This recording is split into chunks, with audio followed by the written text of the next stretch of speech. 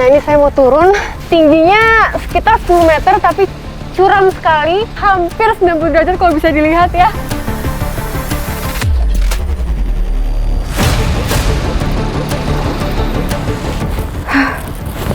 Habisin napas. Saya udah ngap-ngapan dari tadi. Ya ampun.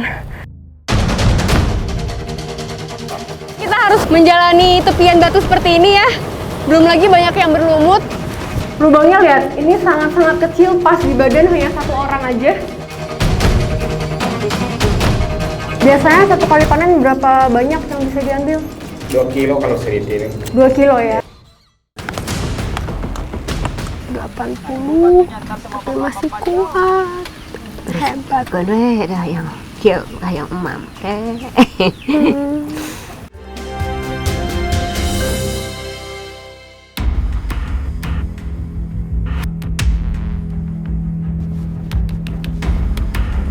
Perjalanan tim Indonesiaku kali ini menuju daerah di bagian Garut Selatan, tepatnya menuju wilayah Kecamatan Mekar Mukti.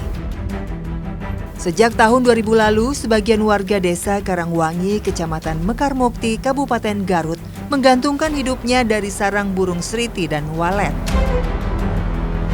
Pekerjaan mencari dan mengumpulkan sarang sriti dan walet bukan perkara mudah.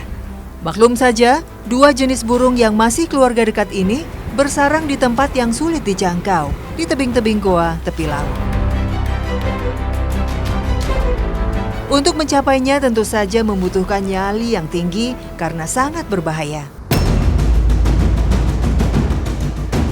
Bersama Iskandar, Sunaria, dan Lopi, saya akan ikut memanen sarang sriti di sekitar pantai Karangtepas. Waktu yang tepat untuk memanen sarang sriti atau walet adalah ketika ombak laut sedang surut atau di pagi hari. Kami harus bergerak cepat.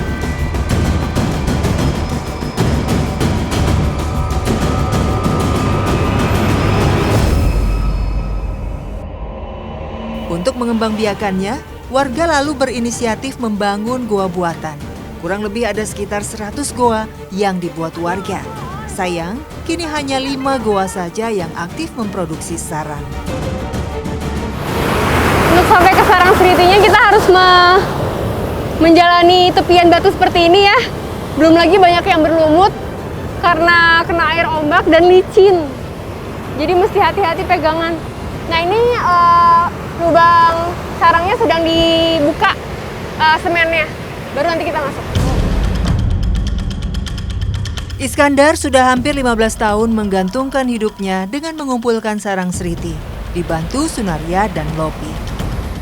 Iskandar beruntung goa miliknya masih terus saja menghasilkan sarang, meski nilainya tak lagi setinggi dulu. Nah ini dari lubang sarang sritinya keluar banyak air karena sudah lama ditutup kan, jadi kalau hujan itu akan masuk airnya. Nah begitu dibuka semuanya keluar. Udah aman Pak?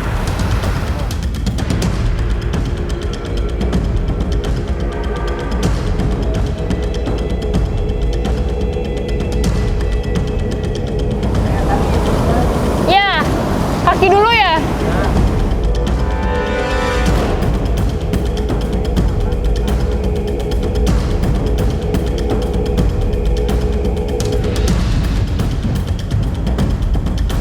Ini saya mau masuk dan harus miring posisinya. Habis itu langsung didorong. Lubang goa tempat sriti bersarang tak terlalu besar, hanya cukup untuk dimasuki satu orang saja. Iskandar masuk lebih dulu untuk membantu saya. Hanya dengan berpegangan pada tangga bambu, saya lalu masuk ke dalam goa. Iskandar membantu dengan menarik tangan saya ke dalam. Suasana di dalam goa terasa lembab dan berbau. Jarak pandang sangat terbatas. Gelap, nyaris tak ada cahaya yang masuk. Akhirnya saya masuk ke dalam sarang burung sriti. Lubangnya lihat, ini sangat-sangat kecil, pas di badan hanya satu orang aja. Nah, selanjutnya kita akan ambil sarangnya ya Pak ya? Iya. Yang mana nih Pak? Nih, yang ini walet kan. Ini masih belum sempurna. Oh iya ya. Ayo Pak, wah ternyata luas juga loh ini di dalamnya. Bagian dalam goa ternyata cukup luas, sekitar 300 meter persegi. Kita bisa berdiri dengan leluasa. Tak kurang ada 600 sarang seriti dalam goa, sementara sarang waletnya hanya ada 50. Sarang seriti terbuat dari dedaunan, rumput dan lumut laut yang direkatkan air liur burung. Sementara sarang walet seluruhnya terbuat dari air liur burung. Tak aneh jika harga sarang walet jauh lebih mahal dibandingkan seriti. Nah, ini panen sarang burung seritinya dilakukan setiap 2 bulan sekali. Ini menunggu apa Pak 2 bulan sekali itu? Kalau 2 bulan sekali itu kan si sarang seritinya itu udah sempurna. Satu persatu sarang seriti kami kumpulkan dengan berhati-hati. Jangan sampai mengganggu keberadaan burung seriti dan walet yang ada di dalam goa. Ternyata jumlahnya cukup banyak. Kami lalu memutuskan untuk keluar goa.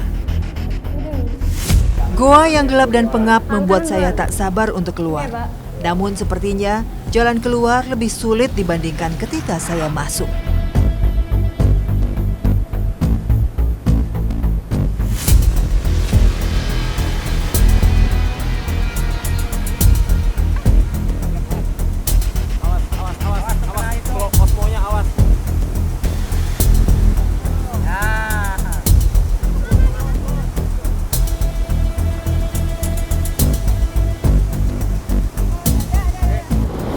Akhirnya saya berhasil keluar hanya dengan melewati satu lubang yang sangat sempit ini.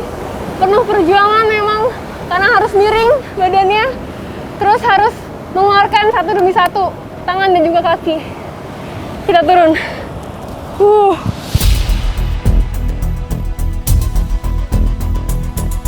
Selepas panen, Iskandar mengajak saya menuju rumah Sunaria untuk mengolah sarang burung seriti menjadi makanan yang berkhasiat. Biasanya, warga setempat memanfaatkan sarang burung seriti untuk dijadikan agar-agar yang dapat meredakan demam dan panas dalam. Mengolahnya mudah saja. Pertama, sarang dicuci dan dibersihkan terlebih dulu. Kemudian diberi air panas. Selanjutnya, pisahkan air liur seriti dengan serabut sarangnya. Diamkan beberapa saat sampai menggumpal. Tambahkan kelapa muda dan air rebusan gula aren. Istimewa. Ambil ya.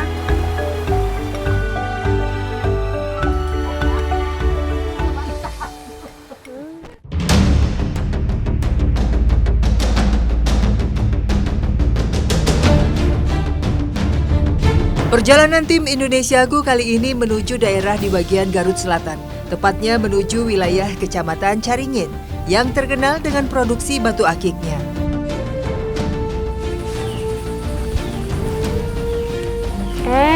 Halo semuanya, lagi pada belajar nih ya? Belajar apa nih? Dani adalah anak kelas 6 SD dari keluarga miskin. Ia tinggal di Desa Purbayani, Kecamatan Caringin, Kabupaten Garut. Selama pandemi COVID-19, Dani terpaksa belajar di rumah temannya yang memiliki HP dan ada jaringan internet.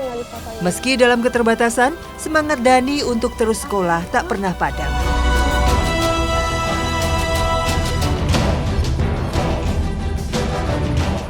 Udah selesai? Udah, yuk.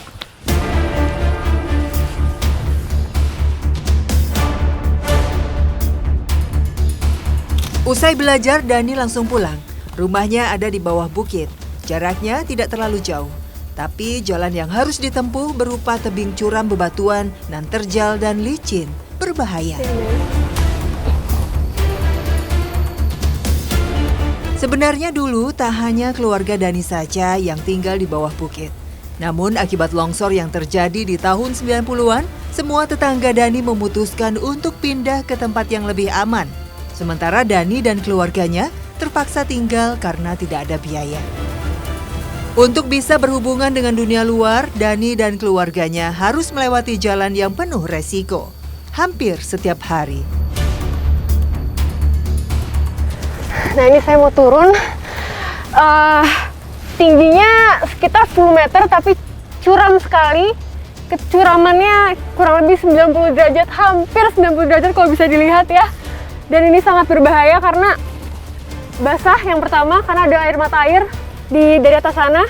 Apalagi kalau hujan, ini sangat berbahaya untuk dilewati.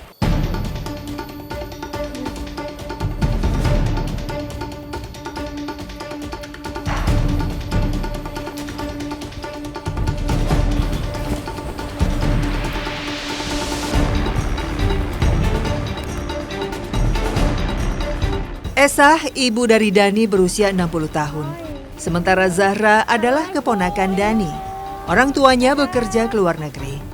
Esah, Dani, dan Zahra tinggal bertiga saja di rumah sederhana yang ada di bawah bukit.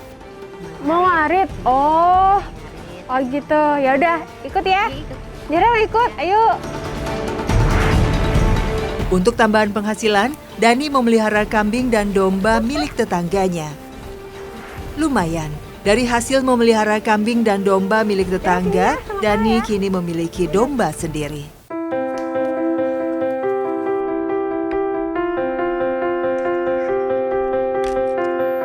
Untuk pakan ternaknya, Dani memetik daun pohon albasia yang tumbuh tak jauh dari rumah.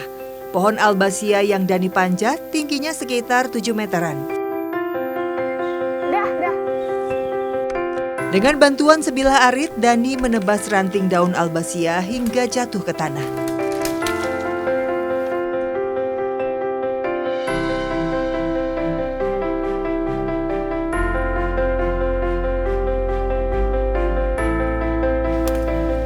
Zahra kemudian membantu Dani mengumpulkan daun albasia. Hasilnya lumayan banyak. Semuanya langsung dibawa ke kandang untuk pakan ternak.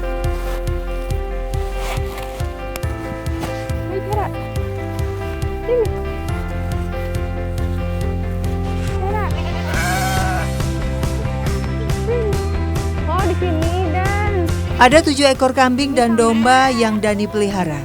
Jika sudah saatnya dijual, barulah Dani mendapat bagiannya. Kejepit. Waduh, jahat.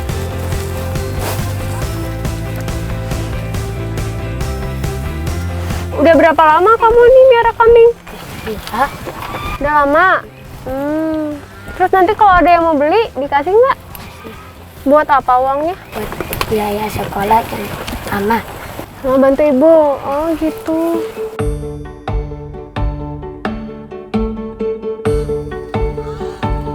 Usia Dani masih sangat muda. Meski begitu, ia cukup mandiri. Sehari-hari Dani bertanggung jawab membantu ibunya melakukan pekerjaan rumah tangga, termasuk menjaga Zahra. Ayah Dani sudah lama wafat, sementara 7 orang kakaknya sudah berkeluarga dan mengadu nasib ke kota. Bahkan ada yang sampai ke luar negeri. Ibu dari Zahra bekerja sebagai TKW di Taiwan. 2 tahun sudah ia tak pulang. Zahra sebenarnya sangat merindukan ibunya.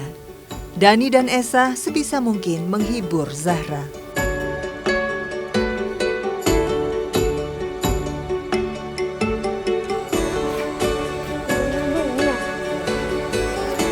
Esah sehari-hari bekerja serabutan. Apapun dilakukannya agar bisa makan. Tren tanaman hias selama pandemi COVID-19 membawa berkah tersendiri bagi Esah. Maklum saja, di sekitar rumahnya tumbuh berbagai jenis tanaman keladi hias. Esah lalu mengumpulkannya untuk dijual. Hasilnya lumayan.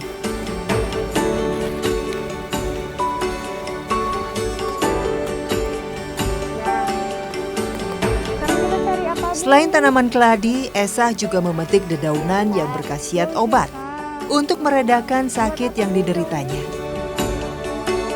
Ibu, ini daun apa ini, Bu? Daun sirsak Daun sirsak buat apa? buat landong, buat obat. Obat. Obat apa, Ibu? Obat kaki. Obat kaki. Emang kaki Ibu kenapa, Bu? Oh, nyeri. Ntar ini diapain? Direbus? Iya, rebus. Terus dikasih ke kaki. Diusap-usap, diusapan di leut. Ya.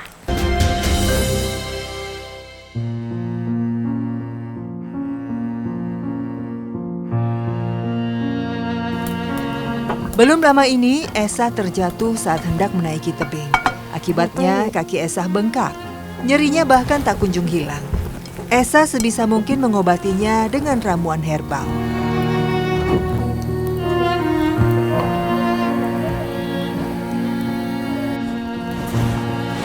Nah, ini rebusan daun alpukat dan juga daun sirsak. Ini untuk meredakan nyeri ya Bu ya. Juga buat kesehatan Ibu juga. Ya, sok.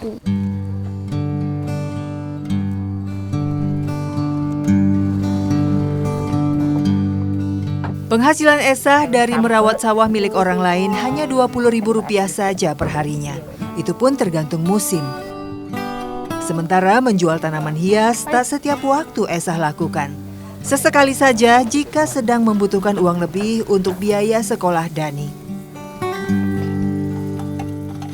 Untuk makan sehari-hari, Esa memanfaatkan apa yang tumbuh di sekitarnya.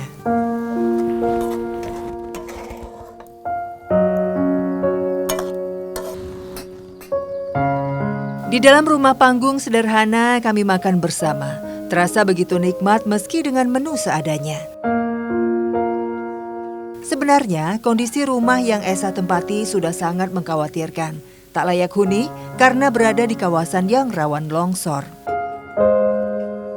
Dari lahir Ibu udah di sini. Kenapa Ibu nggak pindah juga ke atas? Datang saweramana nuju menang kene. Kedah di dieu we cenah urang mah di dieu we cenah wios dan teu kayeuan cenah. Itu ka longsoran. Nggak takut longsor Ibu? Di sini kan di bawah tebing. Teu takut. Biasa.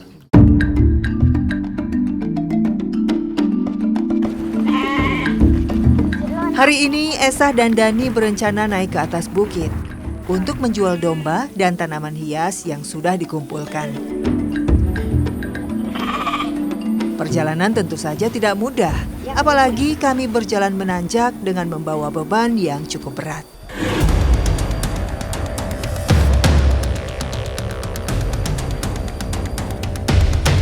Dani memanggul dombanya di atas pundak. Perlahan namun pasti, Dani berjalan melewati jalur setapak yang terjal dan licin.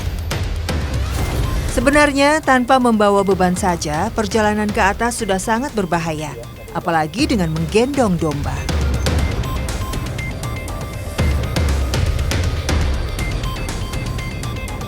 Kegigihan Dani membantu ibunya membuat saya kagum. Sebisa mungkin saya mengikutinya sambil membantu Esa membawa tanaman hias di dalam karung. Bu, saya betul-betul nggak bisa bayangin Bu kalau Ibu yang sendirian ngangkat ini, berat bebannya. Udah gitu harus naik tebing securam ini, seterjal ini dengan medan yang berbatuan, lumut dan licin. Ini berbahaya loh Bu. Ya, saya yang bantu aja.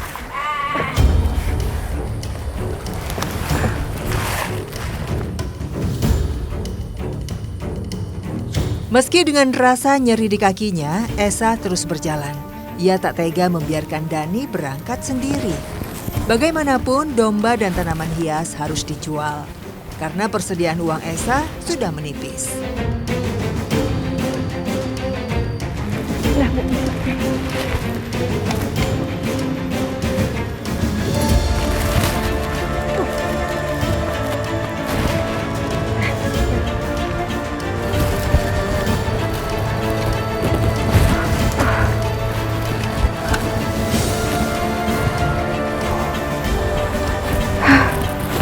Habisin napas. Ibu sama Dani masih kuat? Wah, hebat ya. Saya udah ngap-ngapan dari tadi. Ya ampun. Sesampainya di desa di atas bukit, Dani dan Esa langsung menawarkan domba pada tetangganya.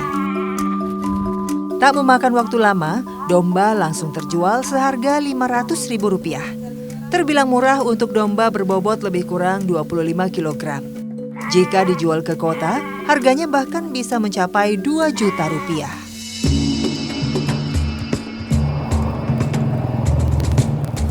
Untuk menjual tanaman keladi hias, kami berjalan agak jauh ke tepi jalan raya. Semoga saja banyak peminat. Biasanya, harga pasaran satu pot tanaman yang memiliki 4 sampai 5 tangkai daun dijual seharga Rp60.000. Seorang pembeli langsung tertarik melihat tanaman keladi hias yang kami bawa. Tawar-menawar pun tak berlangsung lama. Gimana ibu ini? Sobek ini mah. Rios? Ya, 100 ribuan banyak. ya. Ini, iya, mohon ya Bu ya. Ini ternyata beberapa ada yang sobek. Karena mungkin saya yang bawa jadi kena ini ya, jadi robek-robek. Maaf ya Bu ya. Jadi harganya cuma 100.000 nih sekarang ini. Punten ya Bu, maaf. Terima kasih. Esah dan Dani tentu saja sangat bersyukur dengan rezeki yang mereka dapat hari ini. Uang Rp600.000 hasil dari menjual domba dan tanaman hias sudah cukup untuk biaya hidup mereka sebulan ke depan.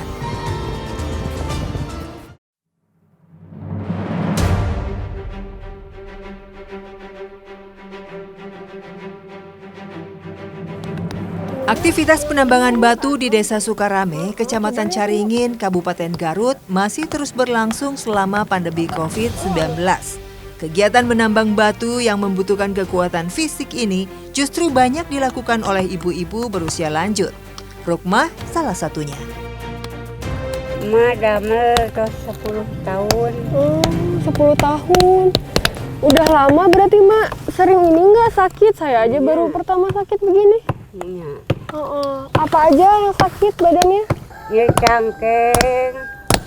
Saya kepungkur menjadi angen. Rukmah hidup sendiri. Suaminya telah lama wafat. Sementara anak-anak Rukmah semuanya sudah berkeluarga. Mereka tinggal jauh dari desa. Untuk mengisi hari-harinya, Rukmah bekerja menambang batu untuk mendapatkan penghasilan. Ia sama sekali tidak mau merepotkan anak-anaknya. Bu, ini dicari yang seperti apa ini batunya? Ada jambil, mepret. Kaum laki-laki bekerja memecah batu-batu besar, sementara kaum perempuan memecah batu yang lebih kecil. Misi Bu, kalau lagi ngikut pasir ini ya? Oke. Tak cuma memecah batu, ada juga yang bekerja mencangkul pasir, termasuk Manah, adik dari Rukmah.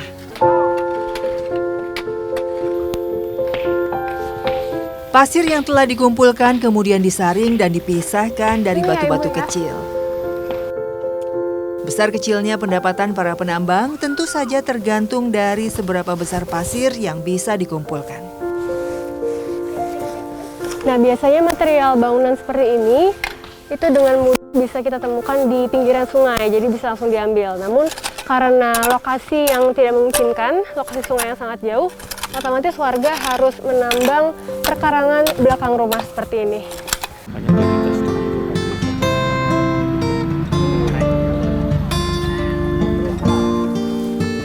Untuk mengumpulkan 1 kubik pasir atau 1 mobil bak terbuka, dibutuhkan waktu 3 hari. Jika sudah terkumpul, penambang tidak perlu menjualnya keluar desa karena sudah ada pembeli yang datang. Manah beserta ibu-ibu lainnya langsung saja mengangkut pasir naik ke atas mobil. Miss,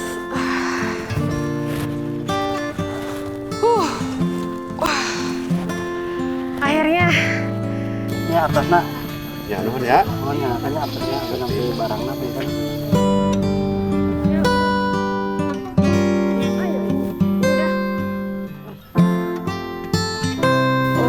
Ya, Mak.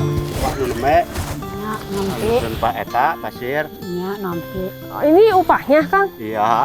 10.000 buat berapa ini? Ya barusan berapa yang naikin ke mobil? 10.000 dibagi itu. Ini 10.000 dibagi banyak. Iya. 7 orang loh ini Kang? Iya. 7 orang. Loh berarti 10.000 dibagi 7? Iya. Dibagi 7 beneran ini Kang? Ya, nampinya. Iya, iya. Oh, terus emang gimana sih? Emang maksudnya cara pembayarannya itu gimana? Barusan kan 60 yang beli. Mm. Terus yang punya 50. Terus yang naikin 10.000. Upah yang diterima untuk mengangkut pasir jelas tak setimpal dengan tenaga dan keringat yang dikeluarkan. Namun mau bagaimana lagi, tak ada pekerjaan lain yang bisa dilakukan. Mereka hanya bisa pasrah. Selama menambang batu, Manah seringkali memegangi kaki kanannya. Rupanya, ia menahan rasa sakit akibat terjatuh beberapa waktu lalu. Bersama Rukmah, saya lalu mengantarkannya pulang. Buminya di mana rumahnya? Di kamar. Oh ya udah, saya antar ya Bu ya. Iya. Ayo. Tempat tinggal Rukmah dan Manah bersebelahan, tak jauh dari area tambang. Hanya saja jalannya cukup terjal dan berliku-liku. Jelas cukup menyulitkan fisik mereka yang sudah tidak muda lagi.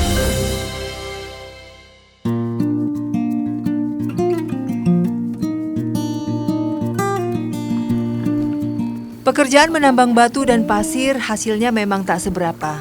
Kadang hanya cukup untuk membeli 1 liter beras saja. Untuk mensiasatinya, Rukmah dan Manah sebisa mungkin berhemat. Untuk tambahan sayur, Rukmah sengaja mencari sayuran yang tumbuh liar di sawah. Kadang ia mendapat genjer, eceng, bahkan kangkung. Sesampainya di rumah, Manah langsung sibuk merebus ubi pemberian tetangganya.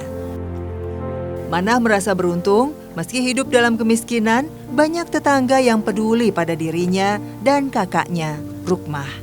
Setidaknya ia dan kakaknya tidak pernah merasakan kelaparan.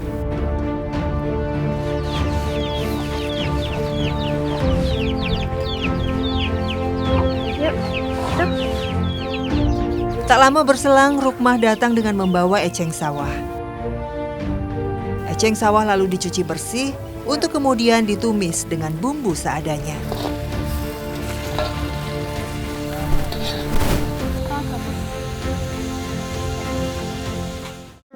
Akhirnya setelah sudah bekerja. Bersyukur hari ini ada tambahan tahu untuk lauk makan. Seringkali hanya nasi dan sayur eceng sawah saja yang jadi santap siang mereka.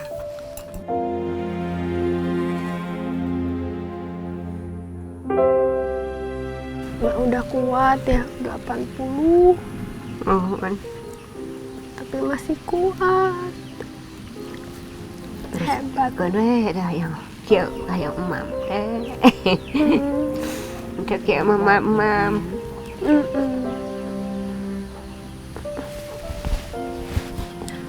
Sehat, kuat Mak. Alhamdulillah.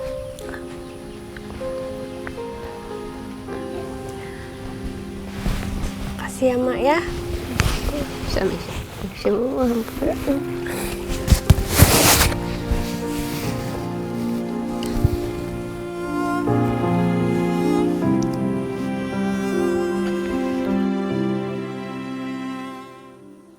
Pahit getirnya kehidupan sudah Manah dan Rukmah rasakan sedari muda. Tak sedikit pun mereka mengeluh dan mereka menjalani hidup dengan sabar dan ikhlas. Kini di masa tuanya, Manah dan Rukmah kerap merasa kesepian. Sementara anak dan cucu mereka tak bisa sering-sering datang. Entah sampai kapan Rukmah dan Manah bisa bertahan di tengah beban hidup yang semakin berat. Sudah selayaknya pemerintah setempat mengelurkan tangan memberikan bantuan.